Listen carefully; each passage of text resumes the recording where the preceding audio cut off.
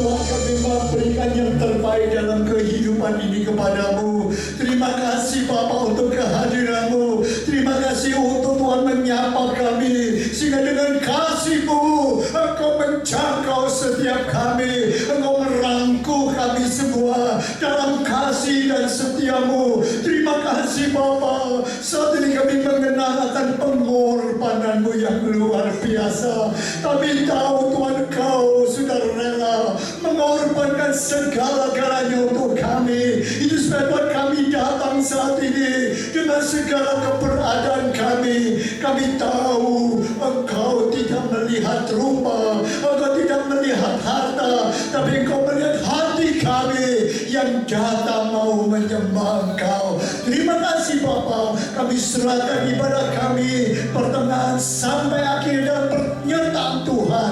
Tuhan yang hadir, Tuhan yang ditinggikan di tengah-tengah kami, dan kami mau memuji memuliakan Engkau, mendengarkan suara hati-Mu kepada kami. Terima kasih Bapa. Kami serahkan semua dalam tangan-Mu. Kami siap memuji memuliakan nama-Mu di dalam nama Tuhan Yesus Kristus, dan semua yang percaya katakan Amin. Berikan tepuk tangan yang meriah untuk Tuhan kita Yesus Kristus. Bapak Ibu, ada sukacita di tengah-tengah kita. Amin. Katakan amin. Yesus jalan kebenaran. Tepuk tangannya anak.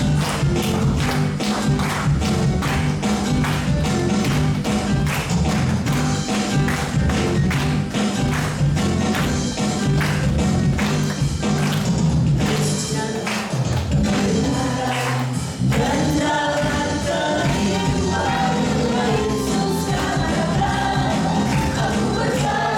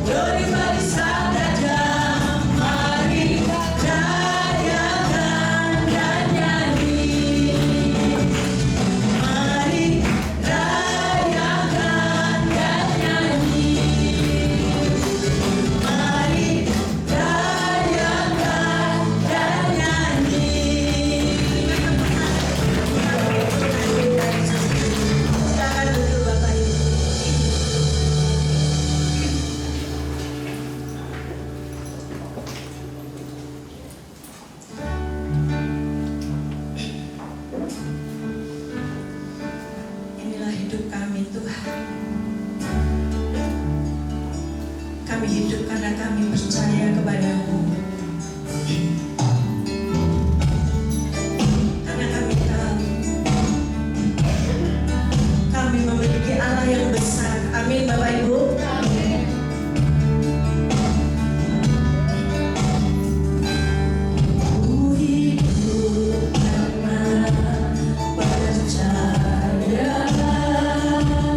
Kau yang berjanji setia.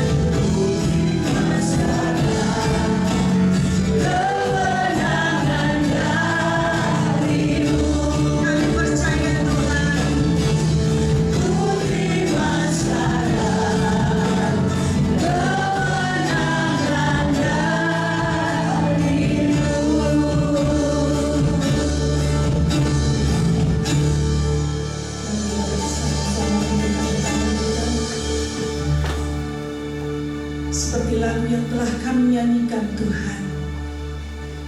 Kami percaya dengan yakin bahwa kami memiliki Allah yang besar, yang lebih besar dari segala persoalan hidup kami, yang lebih besar dari segala tantangan yang ada di hadapan kami. Kami yakin dan kami percaya Tuhan, kuasa-Mu tidak pernah berubah, dulu, sekarang, sampai selamanya. Itu sebabnya saat ini Tuhan, kami mau menundukkan hati kami. Kami mau membuka hati kami. Berbicaralah kepada kami, supaya kami boleh mengerti isi hati Tuhan. Apa yang perlu kami dengar, apa yang perlu kami lakukan dalam hidup kami. Berbicaralah melalui hamba-Mu. Pakai urapi hamba-Mu ini untuk menjadi saluran berkat bagi kami sekalian. Berkati kami yang ada di tempat ini maupun yang menyaksikan dari rumah. Kiranya Tuhan memakai Roh Kudus akan mengurapi setiap kami sehingga firman Tuhan boleh menjadi rema dalam hidup kami. Terima kasih Tuhan, terima kasih. Sucikan ruangan ini, sucikan ruangan hati kami. Kami panjatkan doa kami di dalam satu nama, yaitu di dalam nama Tuhan Yesus Kristus. Dan setiap kita yang percaya katakan amin. Silakan duduk saudara.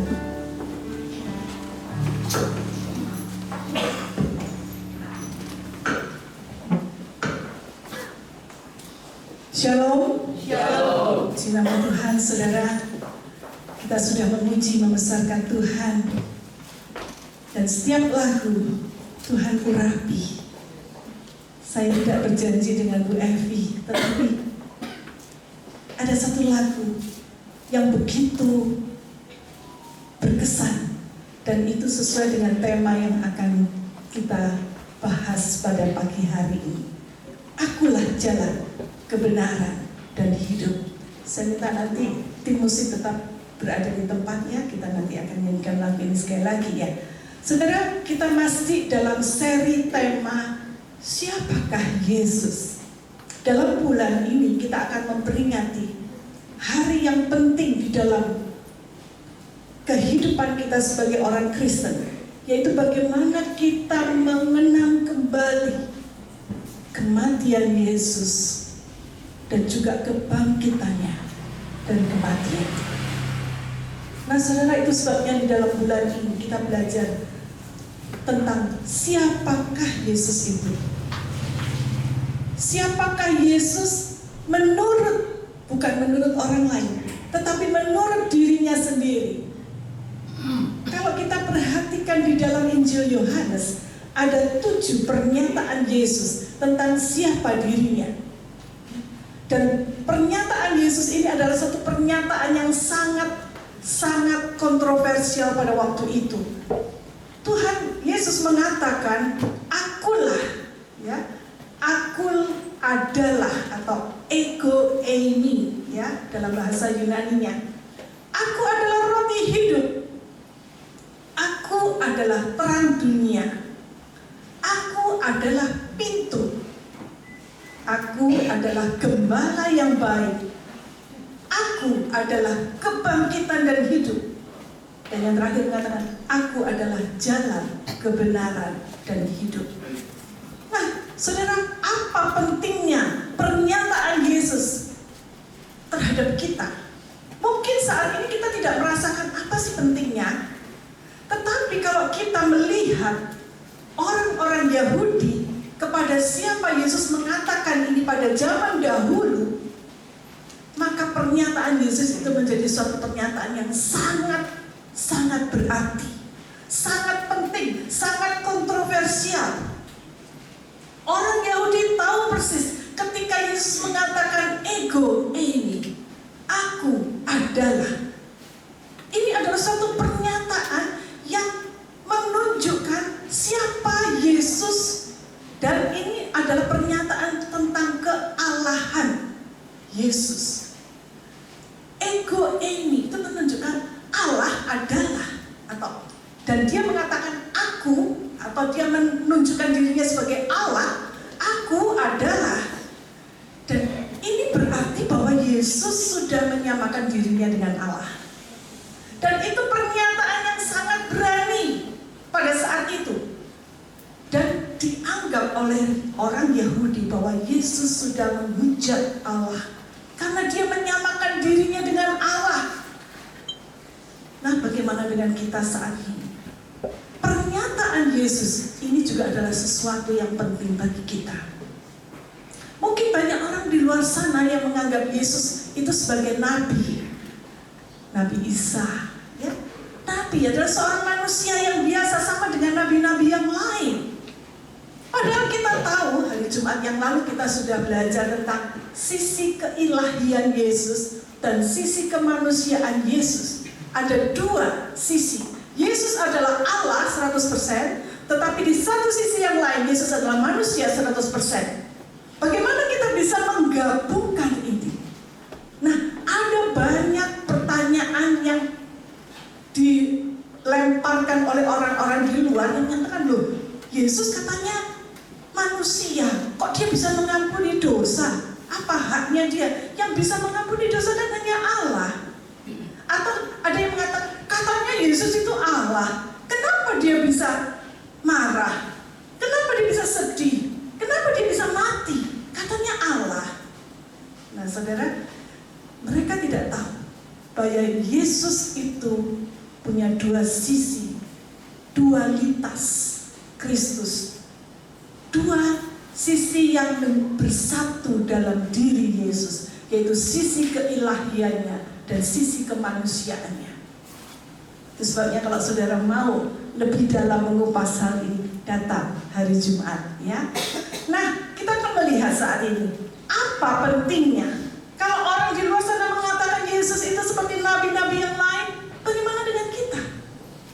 Apakah kita ya cuma, oh iya ya sama ya, nggak beda kok, itu Nabi Isa itu sama dengan nabi yang lain. Saya perhatikan, mulai sejak kelahirannya sampai pada kematiannya, sampai pada kebangkitannya, Yesus tidak sama dengan manusia biasa.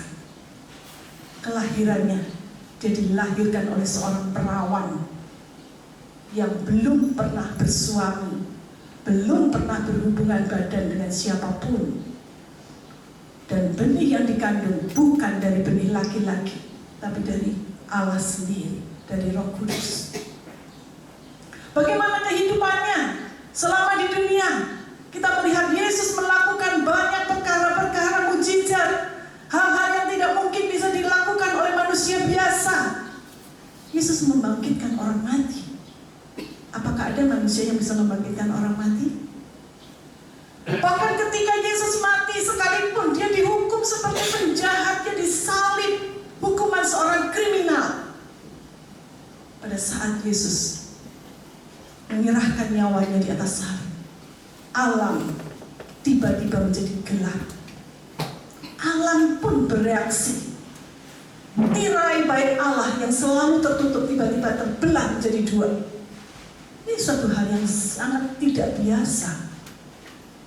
Bahkan ketika dia sudah dikubur, 3 hari kemudian dia bangkit dari kematian. Manusia, adakah yang bisa menyamai Yesus? Dia bukan manusia biasa, dia manusia Allah. Dia Allah yang berinkarnasi menjadi manusia. Itu sebabnya Yesus memiliki dua sisinya yang tidak dimiliki oleh manusia siapapun. Nah, saudara, kekristenan tidak berbicara tentang bagaimana bisa mendapatkan hidup yang sukses, bagaimana bisa diberkati, bagaimana bisa memiliki kehidupan rumah tangga yang bahagia. Kekristenan tidak berbicara tentang itu semata, tetapi yang ditekankan adalah berbicara tentang siapakah Yesus itu. Kekristenan berbicara tentang siapa yang kita percayai. Ada sebuah lagu yang berjudul Ku Tahu Yang Ku Percaya. Ya, ini kalau saudara yang menggunakan KPK atau KPPK itu ya, ku tahu siapa yang ku percaya.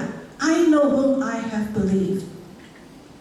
Aku tahu siapa yang aku percaya, Yesus. Aku mengenal siapa Dia. Dan inilah seharusnya yang menjadi tujuan kita sebagai orang Kristen. Kita bukan cuma sekedar, oh iya aku percaya Yesus, aku tahu Yesus itu siapa.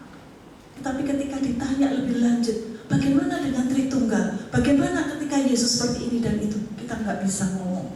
Karena kita tidak belajar. Karena kita tidak mengenal Dia dengan sungguh-sungguh.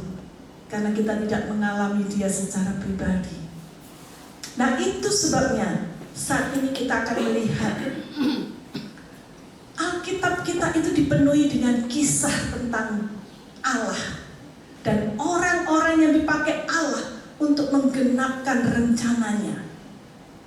Alkitab tidak menawarkan jawaban dari semua pertanyaan kita, tetapi Alkitab memiliki tujuan yang lebih tinggi dan mulia, yaitu supaya kita mengenal siapa Allah kita dan kita bisa meniru serupa dengan gambarnya. Yesus mengatakan, akulah jalan, kebenaran, dan hidup. Kita akan baca ayat ini di dalam Yohanes pasal yang ke-14, mulai dari ayat pertama hingga ayat yang ke-6. Kita akan baca ayat ini, Yohanes 14, ayat yang pertama hingga ayat ke-6. Kita akan baca sama-sama ya. Kita akan baca. Ayo, sama-sama kita katakan 1, 2, 3. Janganlah gelisah hatimu, percayalah kepada Allah, percayalah juga kepadaku. Di rumah Bapa-Ku banyak tempat tinggal. Jika tidak demikian, tentu aku mengatakannya kepadamu. Sebab aku pergi ke situ untuk menyediakan tempat bagimu. Dan apabila aku telah pergi ke situ dan telah menyediakan tempat bagimu, aku akan datang kembali dan membawa kamu ke tempatku, supaya di tempat di mana aku berada, kamu pun berada. Dan kemana aku pergi, kamu tahu jalan ke situ. Kata Thomas kepadanya, Tuhan, kami tidak tahu kemana engkau pergi. Jadi bagaimana kami tahu jalan ke situ? Kata Yesus kepadanya, akulah jalan dan kebenaran dan hidup. Tidak ada seorang pun yang datang kepada Bapa kalau tidak melalui aku. Amin. Nah, saudara, ini adalah satu pernyataan Yesus tentang siapa dirinya. Tetapi sebelum kita akan masuk dalam pembahasan, sekali lagi yuk, kita nyanyikan lagu Aku Jalan, Kebenaran, dan Kehidupan. Itu yang Yesus katakan, bukan orang lain, tetapi Yesus mengklaim dirinya. Aku jalan, kebenaran, dan kehidupan. Ya, kita nyanyikan lagu ini.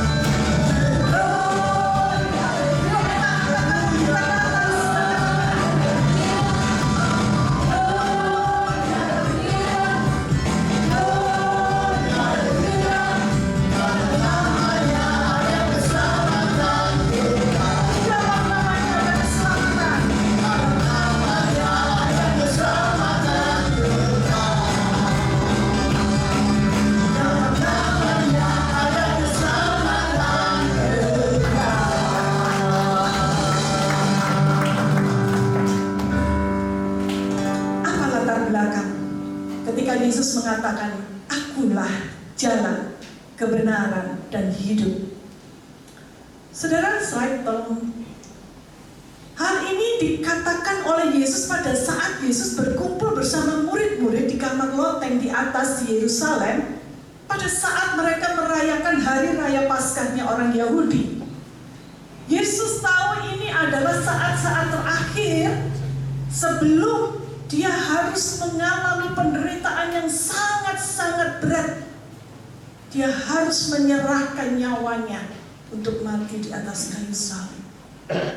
Itu sebabnya Yesus kumpulkan murid-murid yang selama 3,5 tahun bersama-sama dengan dia, melayani bersama, pergi bersama, tidur bersama, makan bersama.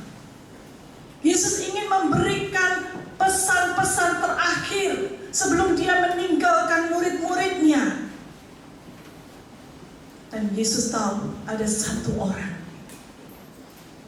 yang akan mengkhianati dia, seorang muridnya yang sudah bersama-sama dengan dia selama 3,5 tahun, akan mengkhianati, menjual dia dengan harga 30 keping perak. Itu bukan jumlah yang besar. Dan setelah Yesus menantang, Yudas pergi meninggalkan mereka. Dan saat itulah Yesus memberitahu, "Sebentar lagi aku akan pergi kepada Bapakku. Dan untuk sementara waktu aku tidak lagi bersama-sama dengan kalian." Seperti yang dikatakan di dalam Yohanes 12 ayat yang ke-33. Yesus mengatakan, ini dikatakannya untuk menyatakan bagaimana caranya ia akan mati. Ya, saya bacakan sebelum. Ya. Jadi dia mengatakan bahwa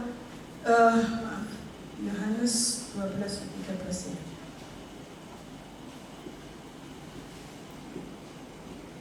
Ya, maaf, Yohanes 13 ayat 33. "Hai anak-anakku, hanya seketika saja lagi aku ada bersama kamu.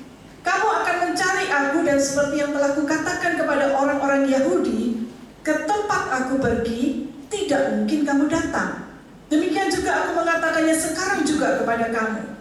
Jadi Yesus ingin mengatakan, aku mau pergi, dan ke tempat aku mau pergi nanti, kamu gak bisa datang ke sana. Nah, saudara bisa dibayangkan saat itu bagaimana murid-murid merasa syok atas perkataan gurunya itu. Mereka tuh seperti anak ayam yang akan kehilangan induknya. Mereka takut, mereka gelisah apa yang akan terjadi nanti. Nah, itu sebabnya Petrus, dia adalah murid yang tertua, dia adalah pemimpin dari murid-murid yang lain. Dia bertanya dengan emosional kepada Tuhan, kepada Yesus. Dia mengatakan, "Tuhan, kenapa kok kita nggak bisa mengikuti Engkau sekarang? Aku mau ikut sama Engkau, kemanapun Engkau pergi. Aku bahkan akan memberikan nyawaku kepadamu." Saudara bisa baca itu kisahnya nanti di dalam Yohanes 13, ya. Mulai ayat yang ke-6, 36, ya.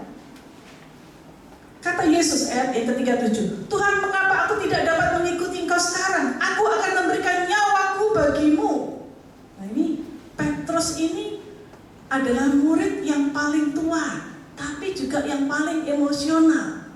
Ya, dia seorang nelayan yang gagah berani, dan dia tidak takut terhadap apapun. Dia mengatakan, "Aku akan berikan nyawaku asal aku bisa bersama-sama dengan Engkau." Apakah Yesus terkesan dengan perkataan Petrus? Ternyata tidak. Jawab Yesus, "Nyawamu akan kau berikan bagiku." Nah, ini Tuhan mengatakan dengan nada sinis kayaknya ya. "Sesungguhnya aku berkata kepadamu, sebelum ayam berkokok, engkau telah menyangkali aku 3 kali. Sebelum pagi tiba, engkau sudah menyangkal aku 3 kali." Saudara, Yesus tahu apa yang akan dilakukan oleh Petrus, dan itu juga akan mempengaruhi emosi dari murid-murid yang lain. Mereka sudah bersama-sama sekian lama. Dan sebentar lagi Tuhan akan meninggalkan mereka. Itu sebabnya Tuhan Yesus mengatakan di dalam ayat yang ke-14, pasal 14 ayat yang pertama, janganlah gelisah hatimu. Ya. Kamu gak usah takut, kamu gak usah khawatir, kamu gak usah gelisah.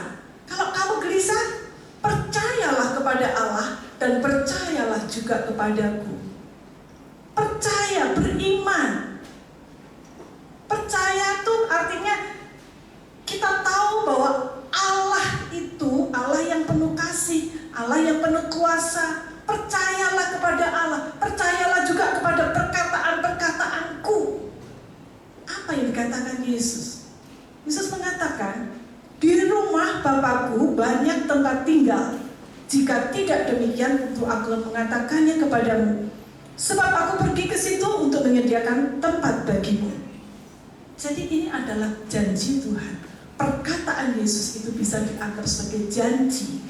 Ya, aku akan sediakan rumah bagi kalian. Kalau rumah itu sudah jadi, aku akan datang menjemput kalian. Dan kalian tahu kemana kamu akan pergi nanti.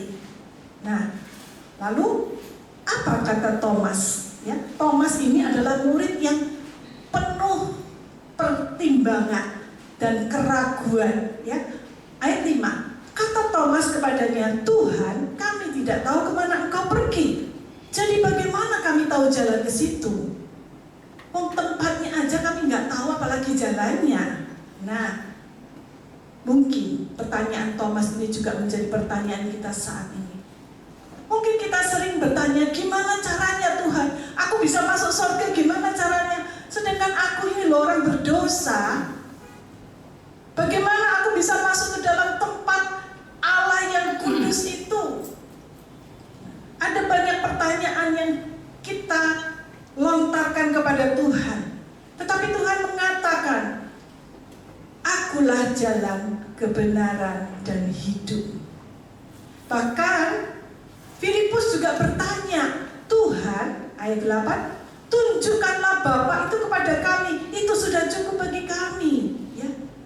Kalau Tuhan Yesus mengatakan, aku akan pergi kepada Bapa, Filipus tanya, loh Bapak itu siapa? Tunjukkan Bapak itu kepada kami. Apa kata Yesus? Perhatikan. Telah sekian lama, ayat 9, aku bersama-sama kamu Filipus, namun engkau tidak mengenal aku. Barang siapa telah melihat aku, ia telah melihat Bapa. Bagaimana engkau berkata, tunjukkanlah Bapa itu kepada kami? Saudara, pertanyaan-pertanyaan Thomas atau Filipus ini menunjukkan kurangnya pengenalan mereka kepada Tuhan. Mereka tidak tahu bahwa Yesus itu sebenarnya adalah Allah sendiri. Itu sebabnya mereka bertanya-tanya. Dan ini seringkali juga menjadi pertanyaan kita, bukan?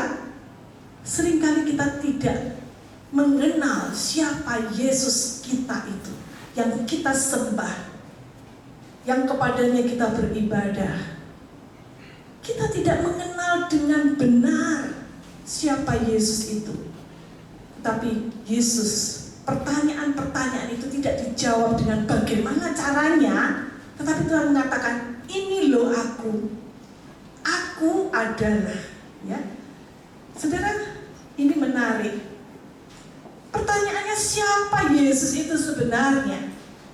Yang pertama, Yesus mengatakan, akulah jalan. Ya, tolong slide. Ego eimi, ya, itu ya, tulisannya itu yang melungker-melungker itu ya. Bacanya itu ego eimi ehodos kai dan seterusnya ya. Tapi saya ingin membahas yang ego eimi ehodos itu aja. Aku adalah jalan. Ya, saudara.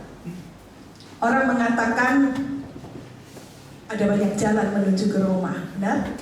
Ada banyak jalan menuju ke Roma ya. Dari sudut kanan, sudut kiri, dari selatan, utara, dari mana saja bisa, pokoknya sampai ke Roma. Ada juga orang yang mengatakan ada banyak cara untuk naik ke atas gunung. Ya, mau lewat mana saja bisa. Yang penting kita bisa sampai tujuan. Caranya terserah masing-masing ya. Nah, Demikian juga orang mengatakan ada banyak jalan menuju ke surga. Benar? Bukankah agama-agama lain juga mengajarkan bagaimana caranya kita bisa masuk ke surga? Ada banyak cara untuk mengajarkan kebaikan. Benar. Untuk mengajar kebaikan memang banyak caranya. Tapi untuk masuk ke dalam surga, nah ini kita harus hati-hati.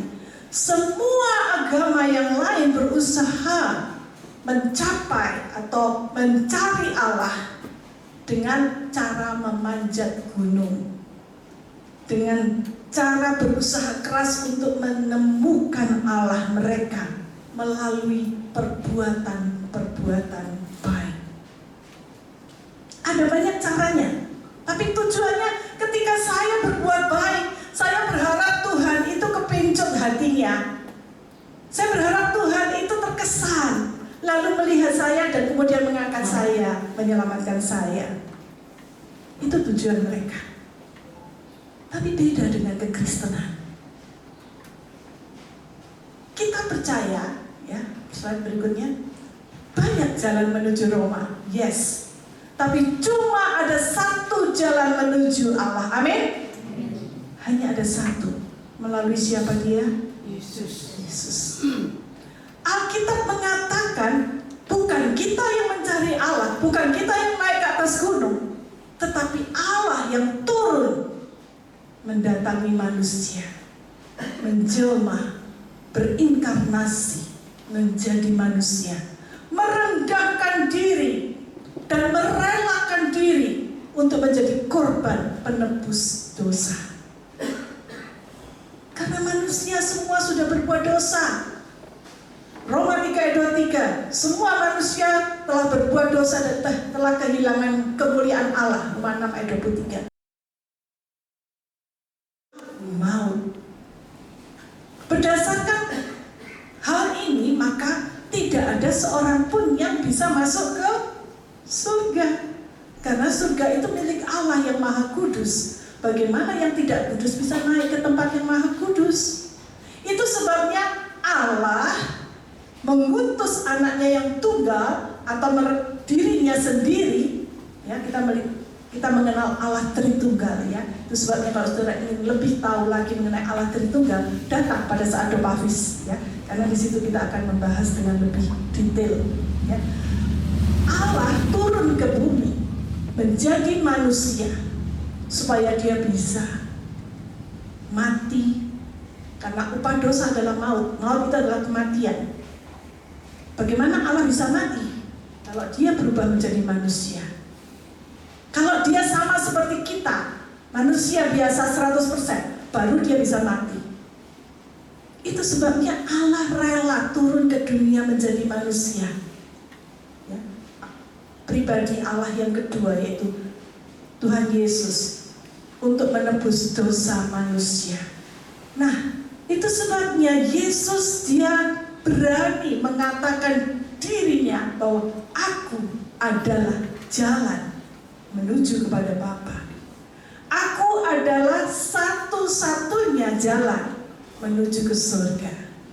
Nah, klaim Yesus tentang dirinya adalah satu-satunya jalan itu seringkali menimbulkan banyak konflik, ya, banyak ketegangan. Seolah-olah orang melihat, oh, agama Kristen itu sombong. Seolah-olah hanya agama Kristen aja yang benar, yang percaya Yesus saja yang benar. Terus yang lain gimana? Bukankah agama-agama lain mengajarkan kebenaran juga? Nah, saudara perhatikan dalam ayat yang ke-6, Yohanes 14 ayat yang ke-6 dikatakan, akulah jalan, ya.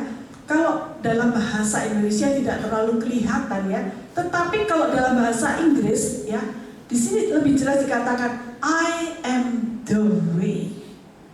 Bukan I am a way, tetapi I am the way. Apa bedanya the dengan a? Kalau itu bisa macam-macam. Jalannya bisa salah satu dari jalan-jalan yang ada, a way. Tapi kalau the way itu adalah jalan yang tertentu, yang khusus, yang spesial, ya. Jadi itu adalah satu-satunya jalan I am the way, the only way. Jadi eksklusif, ya, tertentu. Yesus mengatakan seperti itu. Apakah benar Yesus itu adalah satu-satunya jalan? Coba kita baca Kisah Para Rasul pasal yang keempat ayat yang kedua, 12. Kisah 4 ayat 12. Yuk kita baca sama-sama. 2, 3. Dan keselamatan tidak ada di dalam siapapun juga selain di dalam Dia. Sebab di bawah kolong langit ini tidak ada nama lain yang diberikan kepada manusia yang olehnya kita dapat diselamatkan. Ya, terjemahan bahasa Indonesia masa kini dengan lebih gamblang lagi mengatakan hanya melalui Yesus saja orang diselamatkan. Jelas di sini. Hanya melalui Yesus saja orang diselamatkan. Sebab di seluruh dunia di antara manusia tidak ada seorang lain pun yang mendapat kekuasaan dari Allah untuk menyelamatkan kita kecuali Yesus.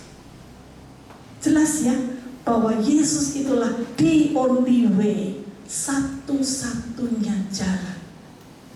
Ya, saudara, prinsip ini seringkali membuat mengapa orang Kristen itu dibenci, ya.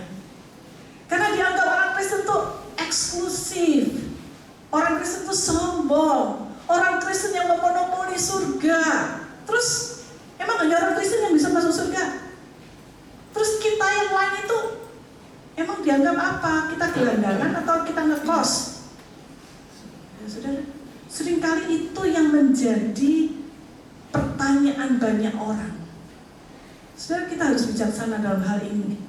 Apalagi kita berada di dalam masyarakat yang notabene kita adalah kelompok minoritas. Bahkan mungkin minoritas saudara ganda seperti saya.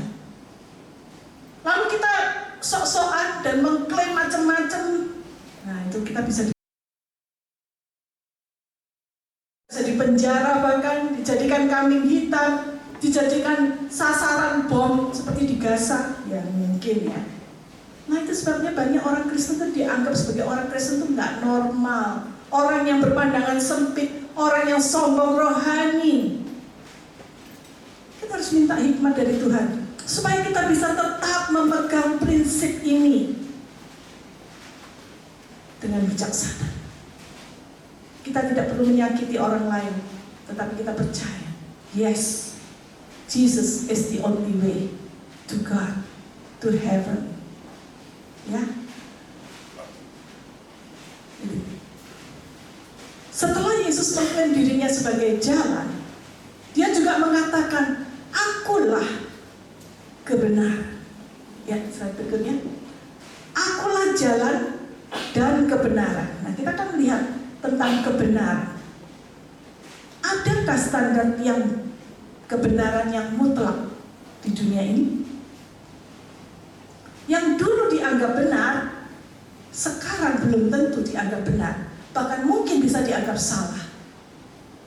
Yang dulu dianggap tabu, sekarang dianggap biasa. Bahkan kemudian dilegalkan. Contoh LGBT, pernikahan sesama jenis. Sebagian orang sudah mengatakan itu biasa. Bahkan dilegalkan. Bahkan diberkati di gereja tertentu. Noh, itu kebenaran dunia. Bisa berubah, mudah berubah. Itu sebabnya firman Tuhan mengatakan, kebenaran kita itu seperti apa? Coba baca Yesaya 64 ayat 6. Yuk kita baca sama-sama. Yesaya 64 ayat yang ke-6. 2, 3. Demikianlah kami sekalian seperti seorang najis, dan segala kesalahan kami seperti kain kotor. Kamu sekalian menjadi layu seperti daun, dan kami lenyap oleh kejahatan kami seperti daun dilenyapkan oleh angin. Kebenaran kita itu seperti apa, saudara? Kain kotor, kain pel-pelan yang kotor dan bau. Itulah kebenaran manusia di hadapan Tuhan. Itu sebabnya kita nggak perlu sombong dan menganggap diri kita ini paling benar di dunia. Kita semua adalah orang berdosa, yes? Dan kita semua layak menerima hukuman. Tetapi kalau kita perhatikan bagaimana situasi di sekitar kita saat ini, apalagi situasi politik ya, ini tahun politik ya, yang akhir-akhir ini berkembang. Kalau setiap hari ya, saya itu kalau buka YouTube, selalu yang keluar itu tentang podcastnya siapalah, Deddy Corbuzier lah, membicarakan tentang si anu, presiden, pejabat, menteri, dan seterusnya. Dan kalau kita juga perhatikan bagaimana mereka mengatasnamakan demokrasi, semua orang bisa menyampaikan ide, gagasan, pendapat, bahkan cacian, makian kepada presiden atau kepada pejabat-pejabat negara dengan bebas, bahkan tanpa mengindahkan etika sopan santun lagi. Saudara, saya sedih kalau mendengar perkataan-perkataan yang begitu melecehkan ditujukan kepada presiden atau kepada pejabat negara. Saya sedih banget. Mau tidak mau itu adalah orang yang berjasa memimpin bangsa kita sekian puluh tahun, 10 tahun terakhir. Janganlah karena kesalahan setitik rusak susu sebelalah. Tapi bukankah manusia seperti itu? Kalau ada salah satu aja kesalahan, wah, yang lain hilang semua, kebaikan yang selama bertahun-tahun hilang semua, habis di telan bumi. Itulah manusia, yang pada dasarnya manusia menganggap dirinya yang paling benar, semua orang salah. Mereka berunjuk rasa, berdemo, bakar-bakar mobil, bakar-bakar kendaraan yang tidak bersalah. Ya karena mereka ingin menunjukkan, ini loh, aku loh yang benar, kamu tuh loh salah, kamu yang harus berubah. Nah saudara, sekarang pertanyaannya adalah, bagaimana kita? Kita tahu bahwa kita bukan manusia yang benar, kita ada kesalahan, kita nggak perlu menuding orang lain. Karena kalau satu jari menuding, 3 jari berbalik ke arah kita. Kita harus sadar siapa diri kita. Dan pertanyaannya, lalu bagaimana saya bisa menemukan jalan yang benar itu? Atau kebenaran yang sejati itu? Itu yang jauh lebih penting. Roma 3 ayat 21 sampai 24. Yuk kita baca ayat ini sama-sama. Roma 3 ayat 21 hingga ayat yang ke-24. Ya.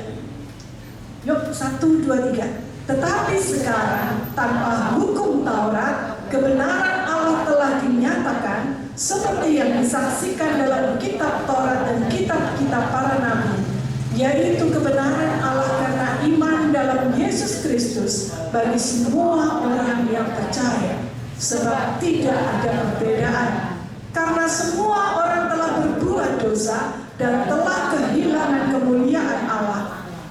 Oleh kasih karunia telah dibenarkan dengan cuma-cuma karena penebusan dalam Kristus Yesus. Semua orang telah berbuat dosa, jatuh dalam dosa, dan kehilangan kemuliaan Allah. Tidak ada satupun manusia yang bisa menyangkali hal ini dan mengatakan aku yang paling benar. Saudara, kalau Yesus mengatakan melalui iman kita bisa kembali kepada Tuhan, dan penebusan darah Yesus, oleh penebusan darah Yesus saja kita dibenarkan.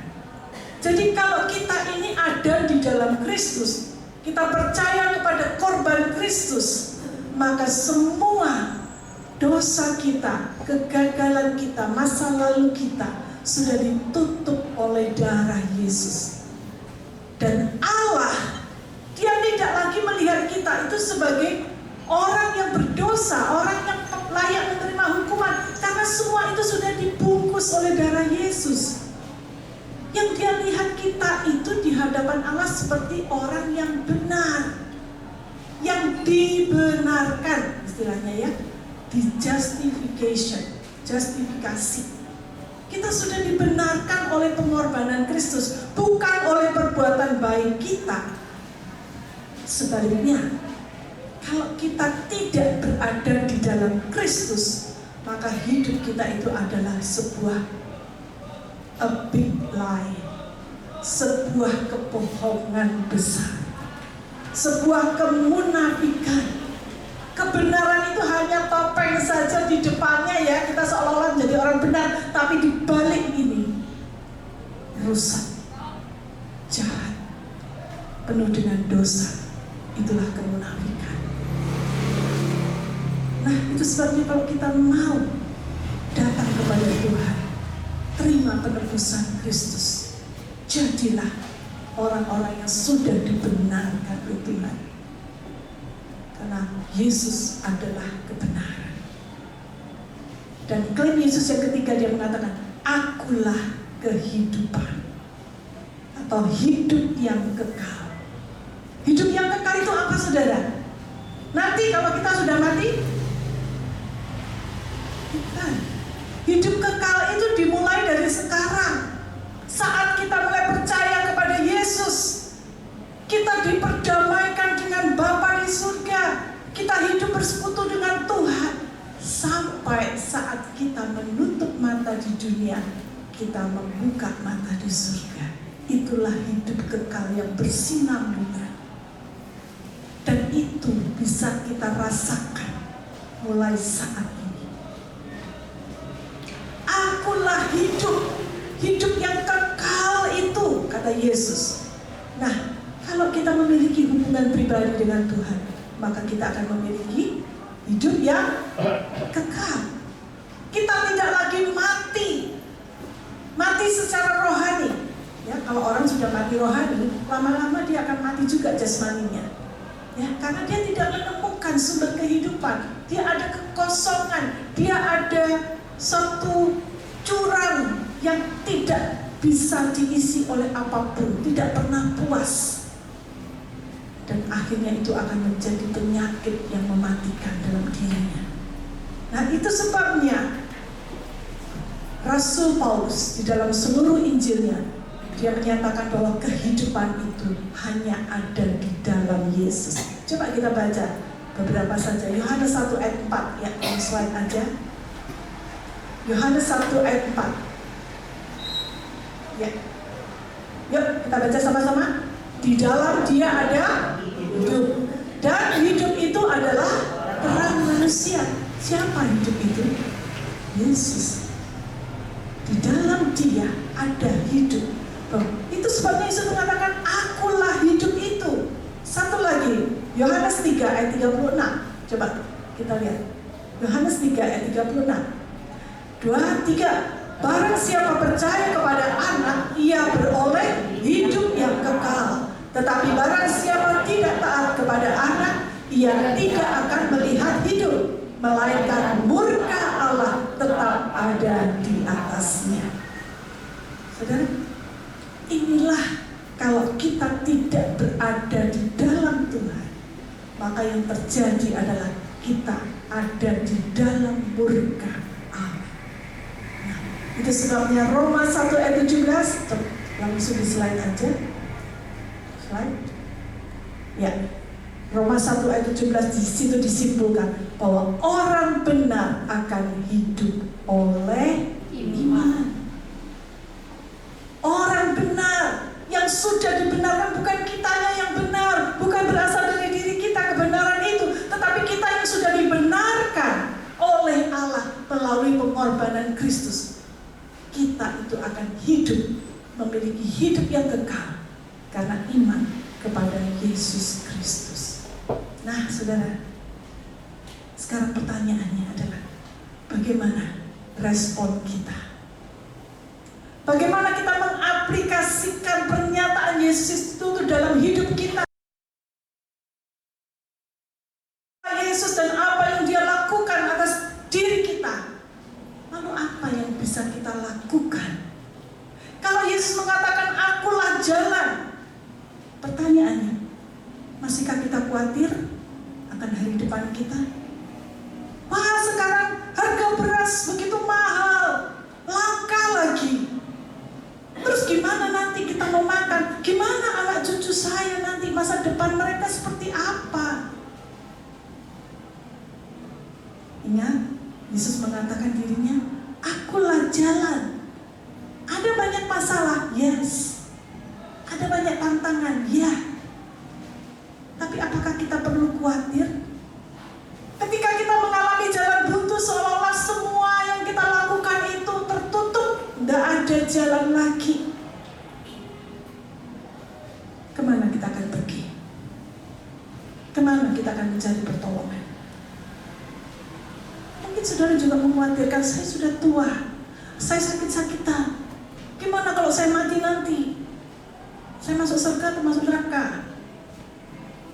Berarti saudara belum meyakini bahwa Yesus adalah jalan menuju Bapa.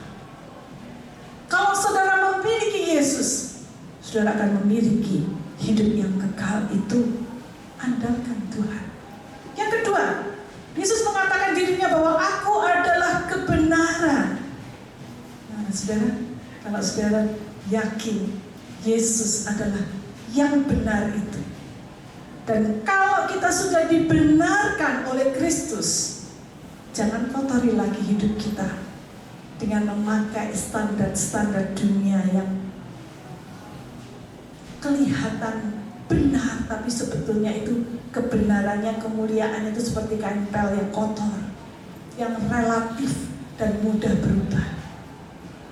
Kebenaran yang sejati bisa kita peroleh di dalam firman Tuhan. Alkitab itu adalah standar kebenaran yang mutlak. Terus yang pelajari Alkitab, hidupi kebenaran di dalam Alkitab dalam hidup keseharian kita, maka kita akan mendapatkan kebenaran yang sejati.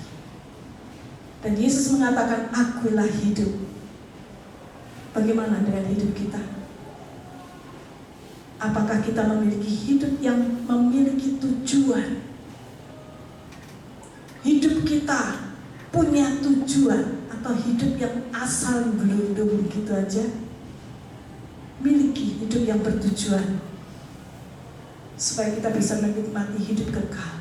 Gunakan setiap kesempatan yang ada untuk bisa memperkenalkan Tuhan kepada orang-orang di sekitar kita yang masih tersesat, supaya tidak ada yang binasa. Itulah kehendak Tuhan, dan itu harus menjadi tujuan hidup kita. Kita sudah diselamatkan.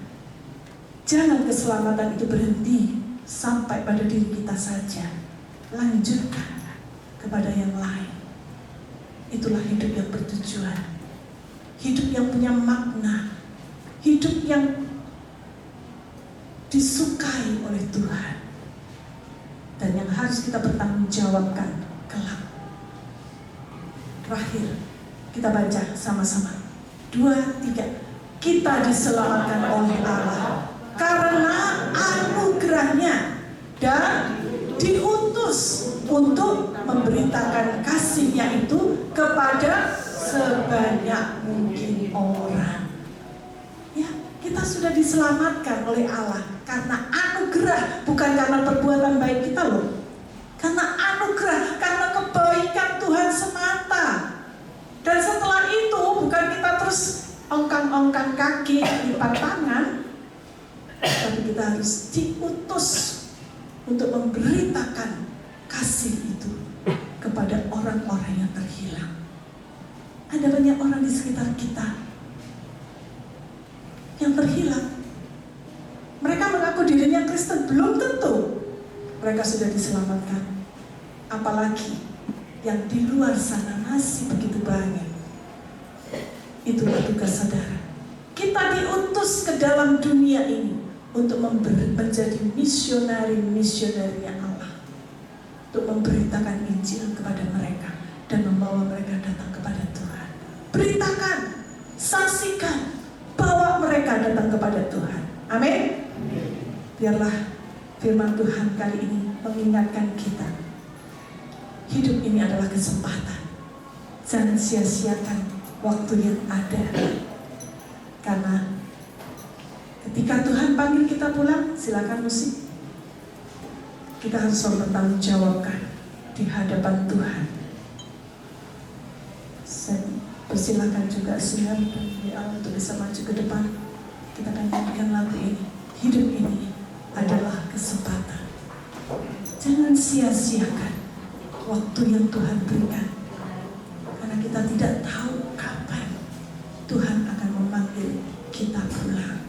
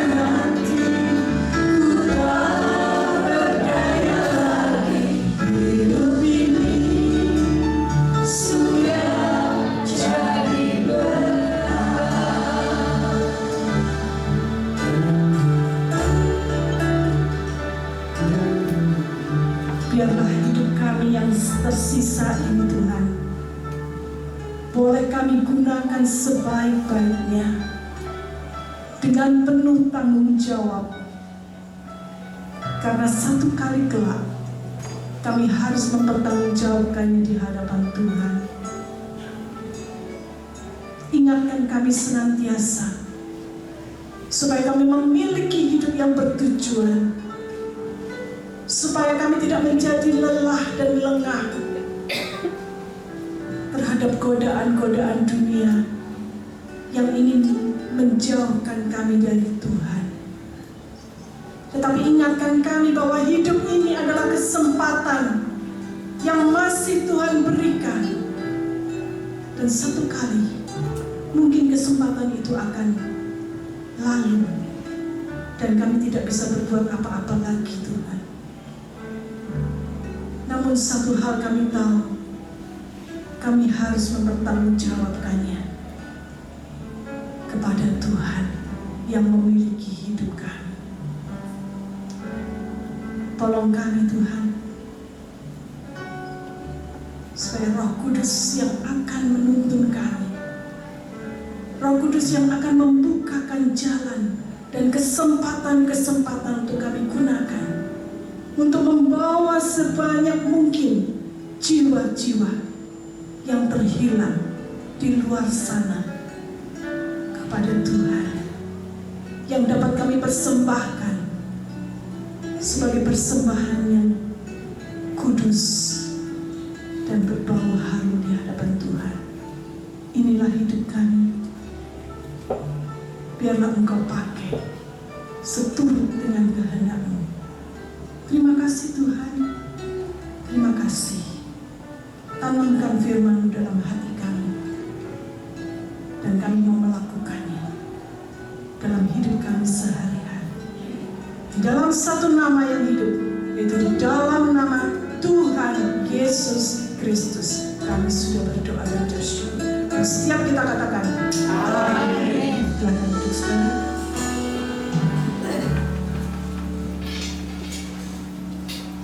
Puji nama Tuhan. Yang diberkati dengan firman Tuhan, boleh lambaikan tangan kita dong. Berikan tepuk tangan yang paling meriah untuk Tuhan. Selama kita masih ada kesempatan, mari kita mau memberikan yang terbaik untuk Tuhan melalui hidup kita. Katakan amin. Kita akan memberikan persembahan untuk Tuhan.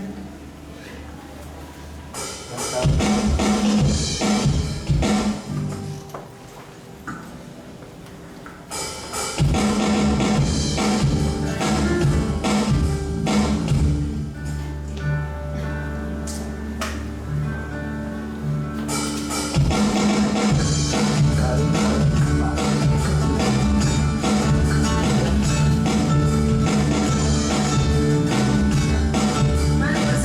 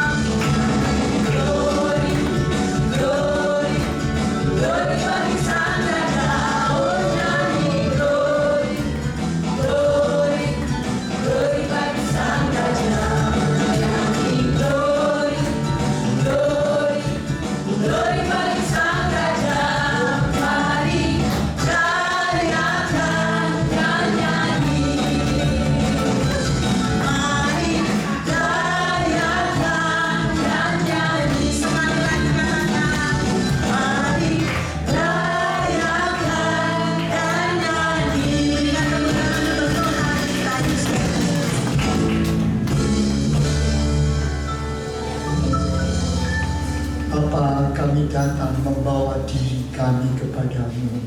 Tuhan, mengenang semua cinta kasih-Mu yang luar biasa. Engkaulah jalan yang menunjukkan bagaimana kami boleh mengenal Bapa.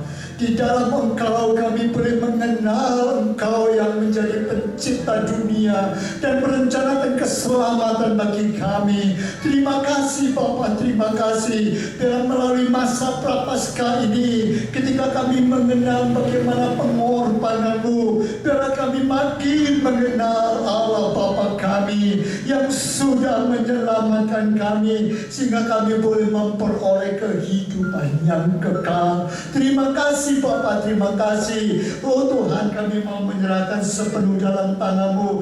Tapi itu terimalah persembahan kami yang mewakili hidup kami. Semua yang terbaik dalam hidup kami, kami serahkan ke dalam tangan-Mu. Terimalah Bapa, menjadi sebuah bau dupa yang harum, yang boleh menyenangkan hati Tuhan dan boleh melebarkan kerajaan surga. Kami menyerahkan semua Tuhan, saudara-saudara kami yang menjadi pengurus, Engkau memakai mereka untuk hormat kemuliaan nama-Mu. Kami juga berdoa untuk saudara kami yang saat ini masih terbaring lemah. Tuhan bantu, Tuhan tuntun dan pakai mereka, sehingga mereka boleh mendapatkan kekuatan dan pertolongan Tuhan. Kami teringat untuk Ibu Susi, kami teringat untuk Bapak Jimmy, kami teringat untuk Ibu Kori. Kami menyerahkan semua dalam tangan-Mu, baik untuk pemulihan Ibu Tante Jo. Kami juga mendoakan untuk Bapak Hartono. Terima kasih Bapak. Oh Tuhan, mari Engkau menolong kami semua, sehingga Tuhan dengan pertolongan Tuhan kami boleh melihat, oh Tuhan, jalan yang indah yang Tuhan sediakan dalam hidup ini. Dan sebentar Tuhan, kalau kami akan pulang, Tuhan menyertai kami. Engkau mengerti semua tantangan-tantangan yang ada dalam hidup kami, tapi kami percaya, kami yakin Engkau menyertai kami. Ketika kami berjalan pada jalan-Mu, Engkau yang akan membuka jalan bagi kami. Dan yang terpenting Tuhan, kami boleh tetap mendapatkan kehidupan yang kekal dalam hidup ini. Terima kasih Bapa, sehingga kami boleh sebentar pulang dengan berkat dan anugerah Tuhan. Saudara sekalian, arahkanlah hatimu dan tanganmu kepadanya. Pulanglah untuk menerima berkat Allah. Kasih karunia daripada Allah Bapa, kecintaan daripada Tuhan Yesus, dan penyertaan Roh Kudus menyertai kehidupanmu.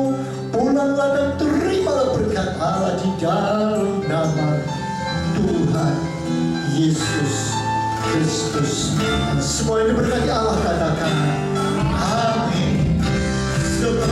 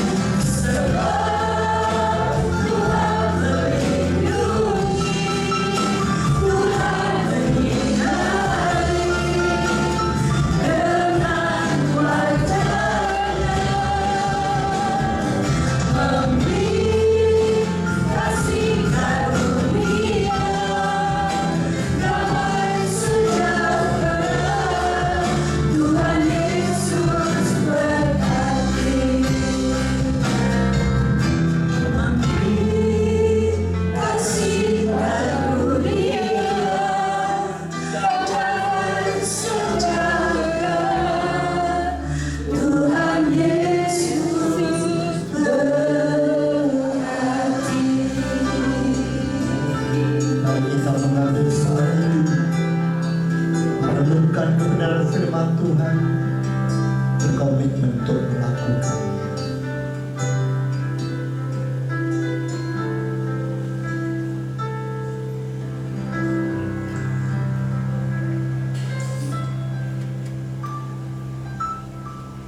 Saat teduh selesai, silakan saudara duduk kembali, mengingatkan kita kenal Yesus Kristus.